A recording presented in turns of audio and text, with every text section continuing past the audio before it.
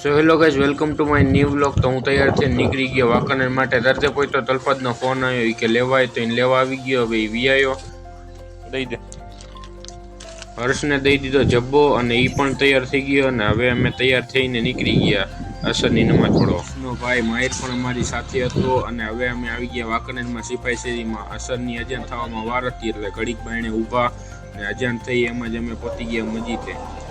નમાઝ પડીને અમે નીકળી ગયા તીથવા માટે। હવે તીથવા 4 થી 5 કિલોમીટર સેટું હતું ને ખબર મળી કે અહીંયા બધું પૂરું થઈ ગયું છે, તો હવે અમે નીકળી ગયા પાછા। હર્ષના બાઇકમાં હવા ઓછી હતી તો હું ને અલ્ફાજ આવી ગયા કનૈયામાં ચા પીવા, અને હર્ષને માહિર બે હવા પુરાવીને આવે છે। એ બે ભાઈ આવી ગયા અને હવે અમે ચા પીને નીકળી ગયા સાબાઓની દરગાહ માટે।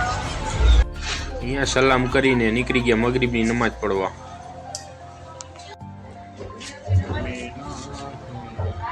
આવી ગયા સિપાઈ શેરીમાં મગરીબની નમાજ પડવા। નમાજ પઢીને અમે નીકળી ગયા અને ગયા રાજધાની મોબાઈલમાં। અહીંયા બંધ હતી તો રાજ મોબાઈલમાં આવ્યા। અહીંયા થોડું કામ હતું, અહીંયા કામ ન થયું મેહુલમાં આવ્યા, અહીંયા પણ કામ ન થયું। આવી ગયા હર્ષના ઘરે, ના ઘરે બેઠા અને નીકળી ગયા ઘર માટે અને આવી ગયા ઘરે। Thanks for watching.